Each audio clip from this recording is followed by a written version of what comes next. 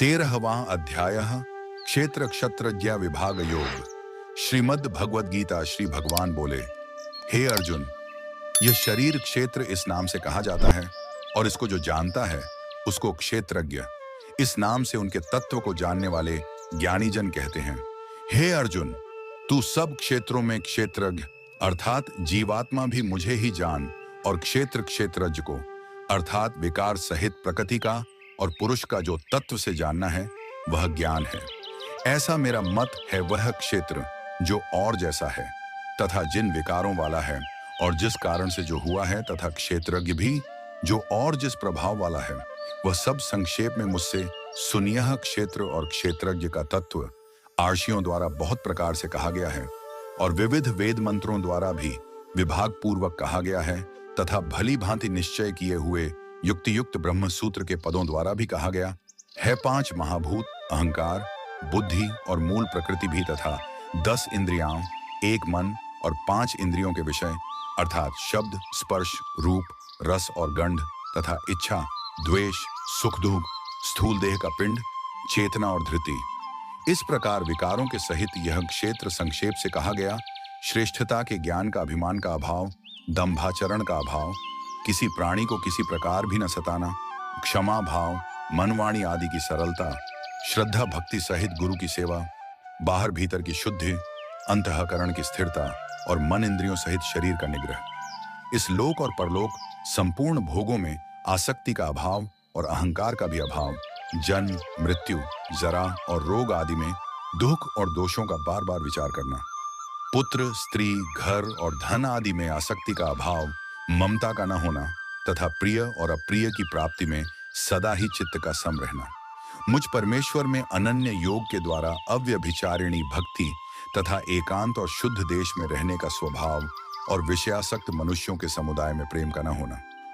अध्यात्म ज्ञान में नित्य स्थिति और तत्व ज्ञान के अर्थ रूप परमात्मा को ही देखना, यह सब ज्ञान है और जो इससे विपरीत है वह अज्ञान है। ऐसा कहाँ है? जो जानने योग्य है तथा जिसको जानकर मनुष्य परमानंद को प्राप्त होता है उसको भली भांति कहूंगा।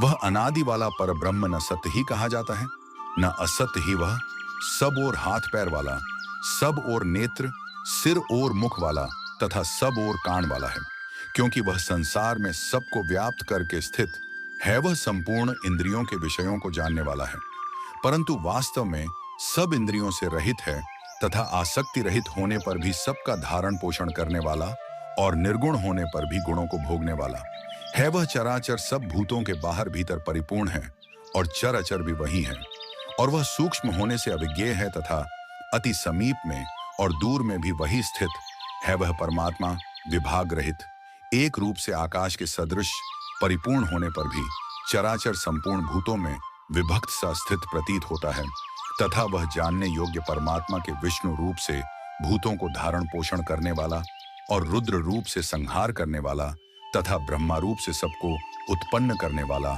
है। वह पर ब्रह्म ज्योतियों का भी ज्योति और माया से अत्यंत परे कहा जाता है। वह परमात्मा बोध स्वरूप जानने के योग्य तथा तत्व ज्ञान से प्राप्त करने योग्य है और सबके हृदय में विशेष रूप से स्थित है। इस प्रकार क्षेत्र तथा ज्ञान और जानने योग्य परमात्मा का स्वरूप संक्षेप से कहा गया। मेरा भक्त इसको तत्व से जानकर मेरे स्वरूप को प्राप्त होता है।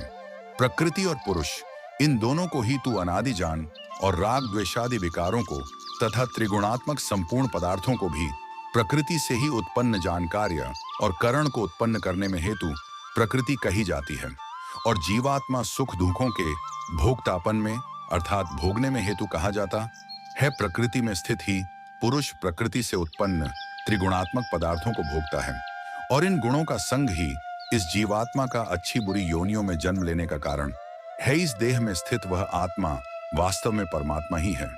वही साक्षी होने से उपद्रष्टा और यथार्थ सम्मति देने वाला होने से अनुमंता, सबका धारण पोषण करने वाला होने से भर्ता, जीव रूप से भोक्ता, ब्रह्मा आदि का भी स्वामी होने से महेश्वर और शुद्ध सच्चिदानंद घन होने से परमात्मा ऐसा कहा गया है। इस प्रकार पुरुष को और गुणों के सहित प्रकृति को जो मनुष्य तत्व से जानता है वह सब प्रकार से कर्तव्य कर्म करता हुआ भी फिर नहीं जन्मता।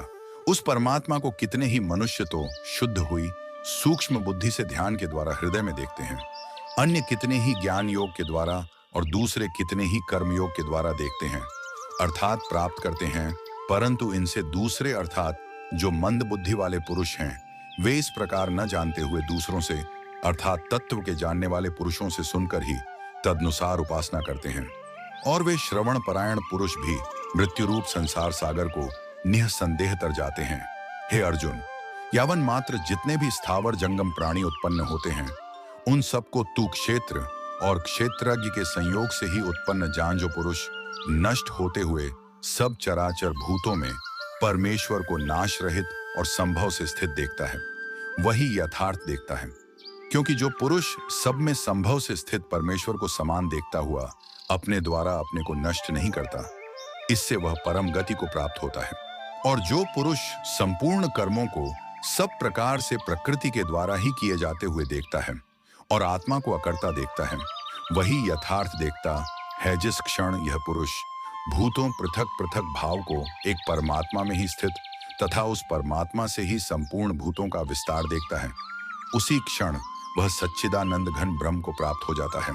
हे अर्जुन, अनादि होने से और निर्गुण होने से यह अविनाशी परमात्मा शरीर में स्थित होने पर भी वास्तव में न तो कुछ करता है और न लिप्त ही होता है। जिस प्रकार सर्वत्र व्याप्त आकाश सूक्ष्म होने के कारण लिप्त नहीं होता, वैसे ही देह में सर्वत्र स्थित आत्मा निर्गुण होने के कारण देह के गुणों से लिप्त नहीं होता।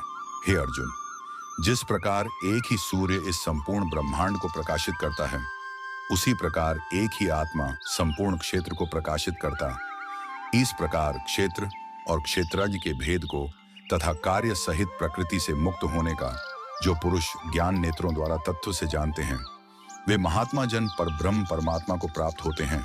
इस प्रकार उपनिषद, ब्रह्म विद्या तथा योग शास्त्र रूप श्रीमद् भगवद गीता के श्री कृष्ण अर्जुन संवाद में क्षेत्र क्षेत्र या विभाग योग नामक 13वां अध्याय संपूर्ण हुआ। हेलो दोस्तों, ऐसी वीडियो को देखने के लिए वीडियो को लाइक और चैनल को सब्सक्राइब कर लीजिए। आपको ऐसी वीडियो हमेशा देखने को मिलती रहेंगी।